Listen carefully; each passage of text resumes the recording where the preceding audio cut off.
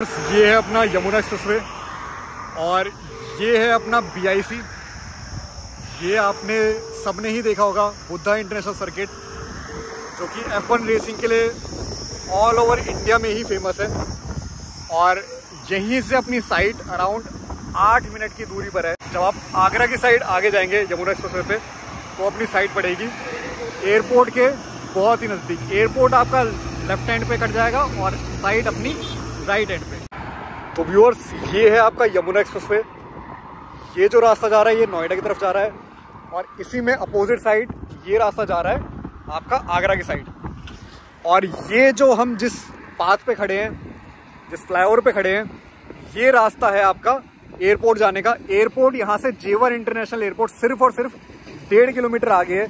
यही आपका जो रास्ता है आगे 1.5 किलोमीटर पे आपका जेवर इंटरनेशनल एयरपोर्ट है और यही इसका मेन रास्ता रहेगा ऑलमोस्ट। तो व्यूअर्स, अब हम जा रहे हैं एयरपोर्ट की साइड और जितना पॉसिबल हो पाया हम आपको ये रास्ता आगे तक जहां तक खुला हुआ हम आपको दिखाते हैं। तो व्यूअर्स, अब हम खड़े हैं एयरपोर्ट जेवर इंटरनेशनल एयरपोर्ट की बाउंड्री के अंदर। ये जो आपको बाउंड्री दिख रही है ये एयरपोर्ट की ही बाउंड्री है। ये पूरा लैंड एयरपोर्ट का है। और आपको जो ये पेट्रोल पंप दिख रहा है सामने, अभी आज धूल काफ़ी उड़ रही है यहाँ पे तो शायद विजिबल उतना अच्छे से ना हो पाए, बट ये जो पेट्रोल पंप भी आपको दिख रहा है ये पेट्रोल पंप भी इस बाउंड्री के अंदर ही है, क्योंकि इंडियन ऑयल का इनके साथ पार्टनरशिप हो गई है। ये जो सप्लाई जितनी भी होगी इंडियन ऑयल की वो डायरेक्टली प्लेन्स की हो या क्रेन्स की हो या जितना भी अंदर की गाड़ियाँ चलेंगी टो वगैरह करने की और कार्गो वगैरह की, वो सारी ही फ्यूल सप्लाई इंडियन ऑयल करने वाला है। और जो प्लेन्स के फ्यूल है वो उसके लिए डायरेक्ट लाइंस बिछ चुकी हैं और सितंबर में ये एयरपोर्ट आपको ऑपरेशनल मिलने वाला है। तो बहुत ही प्रीमियम लोकेशन पे आपको ये साइट हमारी मिलने वाली है।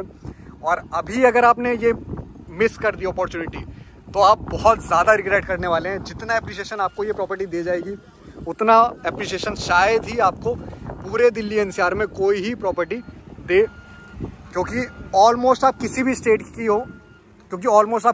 से हो आपको इतना ज़रूर आइडिया होगा कि जहाँ भी एयरपोर्ट आता है, जहाँ भी एयरपोर्ट बनता है, वो भी इंडिया का जहाँ पे सबसे बड़ा एयरपोर्ट आने वाला है, वहाँ पे उस लैंड के रेट एप्रिसिएशन कितने देखने को मिलेंगे।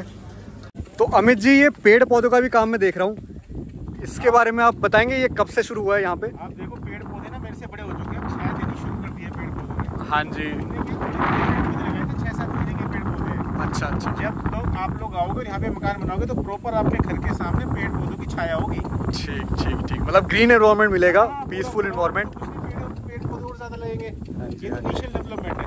और एक बात मैं और पूछना चाहूँगा, जब इतनी पॉपुलेशन यहाँ पे आएगी, एयरपोर्ट का इतना रश रहेगा, तो यहाँ पे सिक्योरिटी के क्या नॉर्म्स रहेंगे इस सोसाइटी में? सिक्योरिटी आप देखो, मेन गेट बना हुआ है। हाँ जी। गेट लगा हुआ है। हाँ जी। सिक्योरिटी गार्ड आपको वहाँ पे मिलेगा। उसके बाद हम लोग पोल्स लगाएंगे, इलेक्ट्रिसिटी पोल्स लगाएंगे। हर तीसरे चौथे पोल पे आपका CCTV कैमरा रहेगा। सोसाइटी के अंदर 3-4 सिक्योरिटी गार्ड्स रहेंगे। आपकी RWA का गठन होगा। उसके बाद जैसे जैसे आप इसमें और ज्यादा सिक्योरिटी पर्पज से चीजें चाहते हैं तो वो सब मिल जाएंगी, कोई दिक्कत वाली बात नहीं है। गेटेड सोसाइटी आप देखो, चारों तरफ से बाउंड्री वॉल हो रखी है। हाँ जी। कोई दिक्कत वाली बात है ही नहीं। ठीक है। और यहाँ पे मेंटेनेंस अगर आप बताना चाहो हमारे व्यूअर्स को, अप्रोक्स मेंटेनेंस क्या रहेगा? सर देखो, प्लॉटों में तो फ्लैट से ज्यादा मेंटेनेंस आता है। हाँ जी। बिकॉज क्या है, आपके घर के सामने आपकी सड़क है, आपके ऊपर कोई नहीं, सिर्फ आप ही हो। ठीक है। आप जितना ब्यूटिफिकेशन देखो, जितना गुड डालोगे इतना मीठा होगा। हाँ जी। आप नॉर्मल तरीके से सोसाइटी को रहना चाहोगे, कम मेंटेनेंस जाएगी।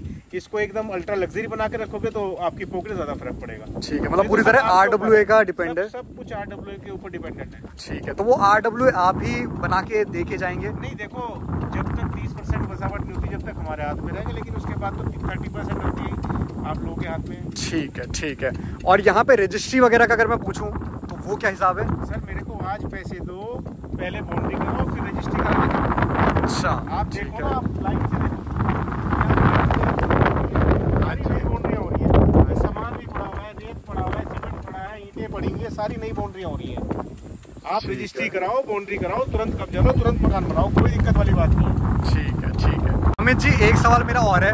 मैं बाउंड्री वॉल्स तो देख पा रहा हूँ, बट यहाँ पे कौन आके प्लॉट ले रहा है? मतलब मेरे पास क्लाइंट आते हैं पूरे NCR के। अच्छा। तो यहाँ पे किसको लेना चाहिए? यहाँ पे भाई साहब, वो सबसे पहले तो वो व्यक्ति प्लॉट लेगा जो अपने आंखों के सामने ही दिल्ली इंटरनेशनल एयरपोर्ट को देख रहा है।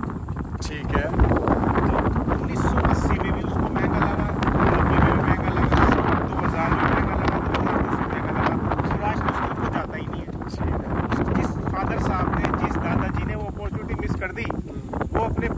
लिए, पेट्रोल के लिए यहाँ पे सबसे पहले प्लॉट लेता है।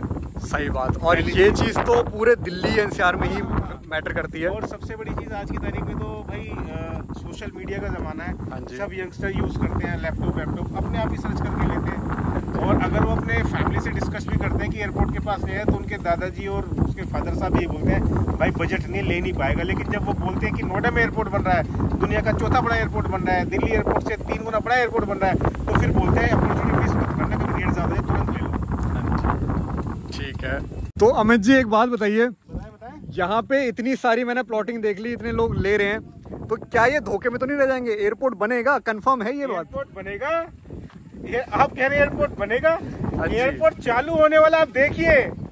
तो ये आपके सामने एक स्क्रीन पे वीडियो शो हो रही है, ये हमने एयरपोर्ट में जाके बनाई है, एयरपोर्ट के सामने जाके बनाई है। और देख सकते हैं यहाँ पे कितना कंस्ट्रक्शन लेवल बहुत ही जोरों शोरों से चालू है। तो अमित जी आपने कुछ बातें मेरे को और बताई थी ऑफ द कैमरा, यहाँ पे पॉट टैक्सीज वगैरह, यहाँ पे आपका बस टर्मिनल वगैरह, ये सब चीज़ें आने वाली है। तो क्या ये सिर्फ बातों बातों में है या फिर ये आने भी लगा है? देखिए, अगर मैं बात करता हूँ डेवलपमेंट की, देखो जब गवर्नमेंट को रेवेन्यू आता है तो कोई चीज़ बुरी नहीं लगती, पैसा आना चाहिए। ठीक है। अब यहाँ पे पब्लिक आएगी, ऐसे तो है नहीं पब्लिक 100% पब्लिक अपना ट्रांसपोर्ट, अपना व्हीकल यूज़ करेगी। हाँ जी।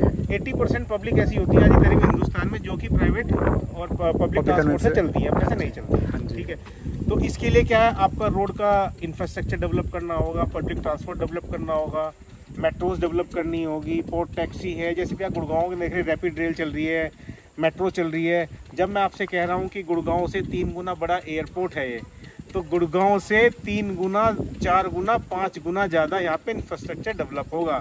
आज की तारीख में आप देखोगे गुड़गांव एक मुट्ठी के अंदर सिमट रहा है। आप यमुना एक्सप्रेस वे चले जाओ, अभी तो एयरपोर्ट बना भी नहीं है, गुड़गांव से ज़्यादा एरिया के अंदर बसावट यमुना एक्सप्रेस वे आज भी है।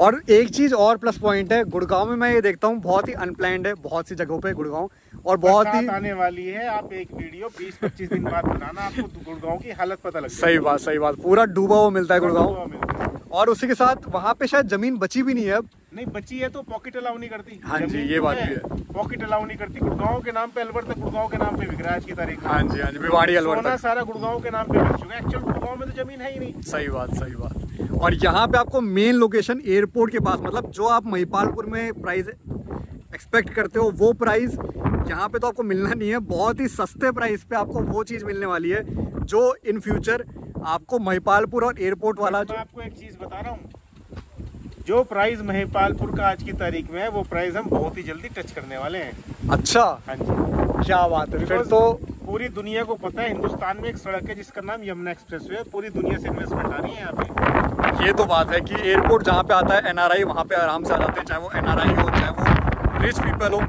और रिच वही है जो माइंडसेट से रिच हो, जो एक सही अपॉर्चुनिटी को सही टाइम पे यूटिलाइज कर लेता है, वही रिच बन पाता है।